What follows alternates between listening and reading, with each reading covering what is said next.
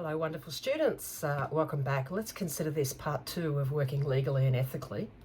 So this is where I'm just going to sort of propose a couple of ideas. Clearly, this is not the only idea that could be a correct an answer, but it just gives you an idea of how we apply this legal and ethical. So you might look at some organisations and they've got a code of conduct. Now that code of conduct helps us both legally and ethically work as we should in any organisation, but definitely from an aged care perspective. So the sort of code of conduct issues, and that requires us to comply with certain codes of practice. So again, that might be set out by industry, that could be set out locally, that could be set out from the Commonwealth. But what we're talking to is that we need to apply that code of conduct. It could be as simple as we do not turn up to work under the influence of alcohol or other drugs. Code of conduct, you must have a police record, and it must be, you must have a clean police record because that's the requirement. Code of conduct is that there's certain behaviours that we will not enter into. So again, there's no physical striking, there's no restraining, there's no berating, there's no abuse. That's part of your code of conduct. Another example might be, and this is again has both sides on it, it might be sort of complaints management. So if it's, whether it's in a facility or it's in a home and community setting, if someone's not happy with something that's happened for them or to them, they do have an opportunity to complain. The organisation has a process in which that needs to follow, and as a worker you'll need to know what that process is, because we should be advocating to say to our client, Mrs. Jones, I advocate for you to know that you have the opportunity to complain and that I'm still going to do great cares with you. I'm sorry if it's me who got something wrong. It wasn't my intent. But you, that aside, you absolutely are able to put a complaint forward, or you're able to talk to the office about something you're not happy with. So again, as care workers, we need to advocate and remind our client they do have that. They shouldn't feel powerless in a process. And the organisation who employs us needs to have that process where it is handled correctly. Team, things like children in the workplace. Again, that's more in line if you were, let's say, going into a disability area. Some of our clients in disability aren't legally adults, so they're not 18 yet. So there might be some considerations, or maybe we're supporting someone who does have a child, and what are the rules? So again, this would be where your organisation has a policy on that, and again, if you don't know it, then you can't possibly work to it. You can't know what you don't know. So please get educated and understand the requirements of your job.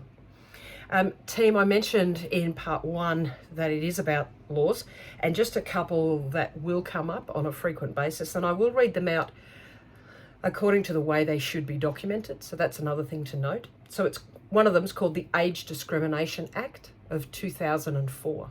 So please remember, states and territories may have their own. The Disability Discrimination Act of 1992, and that's a Commonwealth. Racial Discrimination Act all the way back in 1975, and again, that's a Commonwealth Act. And the Sex Discrimination Act of 1984, a Commonwealth Act. So again, we name the act and the year, and then if it happens to be a Commonwealth, it has to be noted as Commonwealth. So again, those are that we will have policies and procedures that we willingly work to and work by, and that allows us to not make those sorts of mistakes, saying, example, Mr. and Miss, there's Mr. Jones and there's a Mr. Smith, and they are together, they're living together, there is one bed. There is reason to believe that they're in a same-sex relationship. 1, we don't ask because it isn't any of our business. And 2, it makes no difference to the fabulous cares that we will do. They've lived their life. They've been through some really turbulent times that you and I, who aren't in that lifestyle, may never understand. But we're non-judgmental. We're there to help. If there's washing to do, we do the washing. We don't take out Mr. Jones's washing and only do Mr. Smith's because Mr. Smith's our client. We just don't do that. We wouldn't do that because they're not my client. Well, we wouldn't do that just because you don't like the fact they're in a same-sex relationship. In saying that, team, if you truly struggle, and that's in, however you see the world to be so, then please go back and talk to your supervisor, to your manager. It may be best that you don't supply cares for that, because if you can't put your own personal opinion and beliefs aside, then you are going to be judgmental, I think, and that would not be okay. Love is love, life is life. I'm a nice human being, you're a nice human being, they're a nice human being. Let's move on to at that level rather than sit in the negative space of judgment. Team, also workplace health and safety. Now that's definitely one that the states will have variation on. So usually it's referred to the Workplace Health and Safety Act, or words to that effect. 2011 has been for a lot of the states. And simply there, we're going to be talking about duty of care, the ability for a client, for us to inform our client of risks. But then the balancing act of that is dignity of risk. And dignity of risk is, after I have taken my duty of care and explained the pros, the cons, the concerns, the whatever, my client is in the right frame of mind to make their own decisions. They're in charge of their own life, their body, their choice, their life. And they turn around and decide, I'm going to do that. So that's their dignity of risk. And they take on that responsibility. Of course, we're talking about, clients that have that capacity to make the decision. So again, I hope I've you might have seen on my YouTube channel a video where it shows an elderly gentleman in a facility who went skydiving, tandem skydiving. Duty of care, they explained the risk. Dignity of risk, he made his own choice. And I hope you've seen in the video just how happy he was after the jump. So that's a beautiful example of duty of care was followed. Dignity of risk was a natural balance of that, and he went and did it. So fabulous.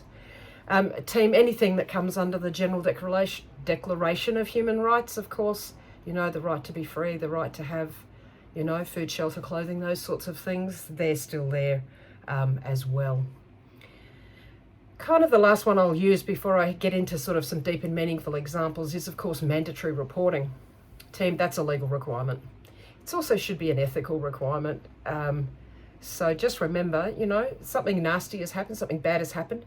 I'm not suggesting you've done it, but if you become aware of it, it is your responsibility to report it through your chain. So what I mean by that is, I see something, I don't judge, I make my clients safe, but I own reporting, and I do own reporting it in the now. I don't mean at the end of the shift. I mean if my client is safe and how we might perceive the process happening is not present, I then need to go to my supervisor. That might be because I'm in home and community, that's a phone call, but I need to be able to do that privately where no one else can hear me. It might be, if it's in a facility, I need to go to my supervisor, which may in some cases be an RN. It might be a senior, it might be a team leader. Again, please have regard for the chain of command. Now, that person you report it to then owns the responsibility of reporting it up their chain. And at each stage, it needs to be written down that it was done.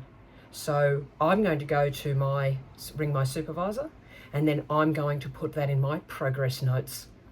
Spoke with Fred this date, this time, regarding what I observed, which is blah, blah, blah, blah, blah, blah, blah, blah, bruises, bleeding, scratches in a genital area. When speaking with my client, they said caregiver Mr. Brown did something naughty to them. I'm not sitting in judgment of caregiver Mr. Brown. I'm not disbelieving my client. What I'm doing is sitting in no judgment on anyone, and yet I am reporting it up the line.